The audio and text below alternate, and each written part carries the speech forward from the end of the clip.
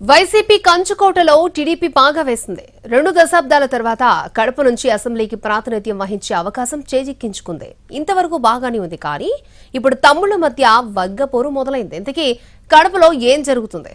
MLA మాధవిపై క్యాడర్లో అసంతృప్తికి కారణమేంటి?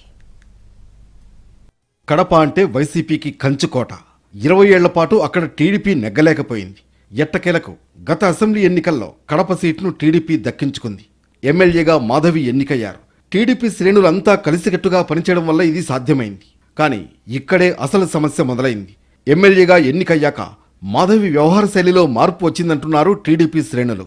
ఆమె తీరు తమ్ముళ్లకు బొత్తిగా నచ్చడం లేదు. ఇంతకీ సమస్య ఎక్కడా అంటే, ఏదైనా విషయంలో ఎమ్మెల్యే మాధవిని వ్యతిరేకించిన వాళ్లు టార్గెట్ అయిపోతున్నారన్నది టీడీపీ శ్రేణుల్లో నడుస్తున్న టాక్. కడప నగర టీడీపీ అధ్యక్షుడు శివకొండారెడ్డిపై ఇటీవల హత్యాయత్నం జరిగింది.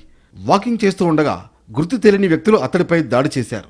కొన్ని రోజుల తర్వాత హత్యాయత్నంలో పాల్గొన్న వాళ్లు ఎమ్మెల్యే మాధవికి ముఖ్య అనుచరులుగా మారిపోయారనే ఆరోపణలు వినిపిస్తున్నాయి. ప్రస్తుతం కడప ఎమ్మెల్యే మాధవి, నగర టీడీపీ అధ్యక్షుడు శివకొండారెడ్డి మధ్య దూరం బాగా పెరిగిపోయింది. వైసీపీ హయాంలో టీడీపీ కోసం శక్తివంచన లేకుండా కష్టపడ్డారంటున్నారు శివకొండారెడ్డి. తీరా టీడీపీ అధికారంలోకి వచ్చాక తనను హత్య చేయడానికి సొంత పార్టీ నేతలు కుట్రలు పన్నుతున్నారని బహిరంగంగానే విమర్శిస్తున్నారు శివకొండారెడ్డి.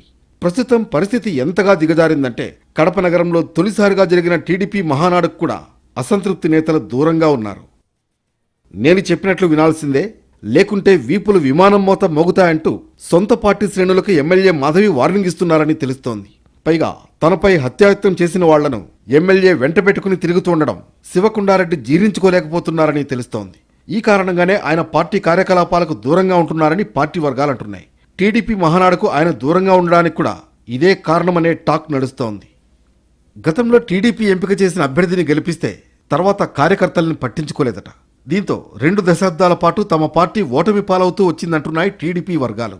ఇప్పుడు కూడా అదే జరిగితే తర్వాత 30 ఏళ్ల పాటు కడపలో టీడీపీ అడ్రస్ గల్లంతవడం ఖాయమంటున్నారు. మొత్తానికి ఎమ్మెల్యే మాధవి వ్యవహార శైలి కడప టీడీపీ నేతలకు పెద్ద తలనొప్పి వ్యవహారంగా మారింది.